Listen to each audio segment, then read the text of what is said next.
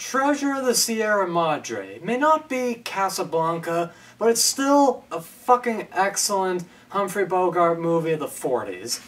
And in this movie, he plays the polar opposite of the wisecracking, cynical hero we see in Casablanca. Humphrey Bogart plays Fred C. Dobbs, a guy whose life, quite frankly, sucks dick.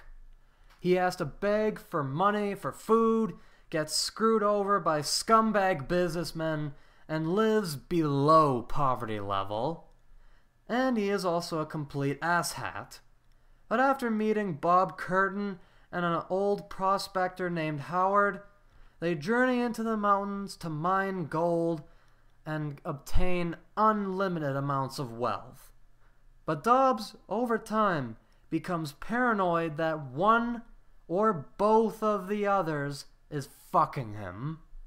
You know, one thing that I noticed watching this movie the first time was that the 40s style of filmmaking wasn't working for me as well as it did in, say, Casablanca. Like you know, like the 40s standard of acting, the quick pacing, and, you know, sometimes scenes abruptly ending. Like, that style wasn't really working for me as much as it did, you know, in Casablanca, watching it the first time. But that's just one of those things you have to get used to after watching, like, you know, modern filmmakings. And, you know, after the second viewing, yeah, I got used to it. And, you know, once you get past that, this is an excellent, excellent movie.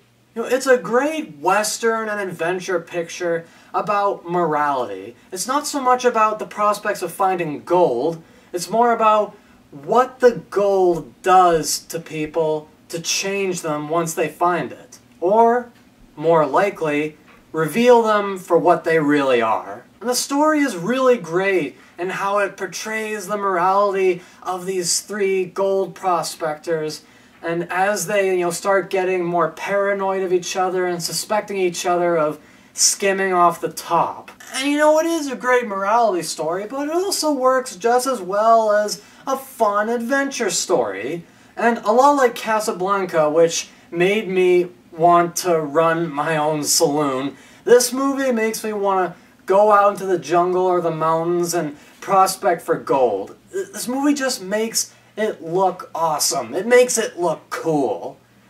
I don't know what it is about Humphrey Bogart movies, but they just make things like running a saloon and prospecting for gold look awesome and cool. Only I sure as fuck hope I don't bring a Fred C. Dobbs along with me. And speaking of which, Bogart is as awesome and cool as ever. The other actors do a fine job, except Walter Houston's character, like, the way he speaks so fast, like, I can barely understand what he's saying. I literally have to rewind the thing over and over again just to make out what the fuck he's trying to say. Aside from that, you know, they do a pretty damn good job. And by the last third of the movie, where it really starts to get good, damn Bogie, you scary. When Dobbs starts to go completely mad, this is where Bogart's performance becomes terrifying. Although it was definitely helped by the bone-chilling score. The last third of the movie was easily the highlight.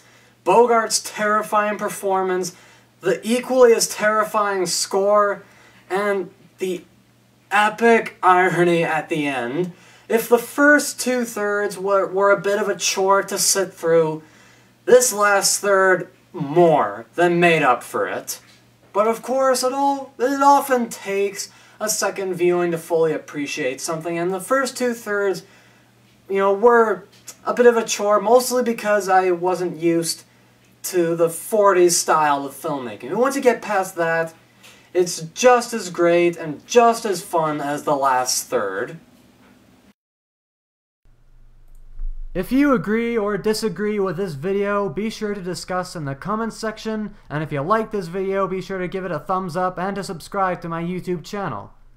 Also be sure to check out my blog at The Critical Canucks at blogspot.ca, and also be sure to follow us on Twitter, Tumblr, Facebook, all that jazz. Links to all those are in the description below. Thank you very much for watching, and we'll be seeing you next time. Peace out, everybody.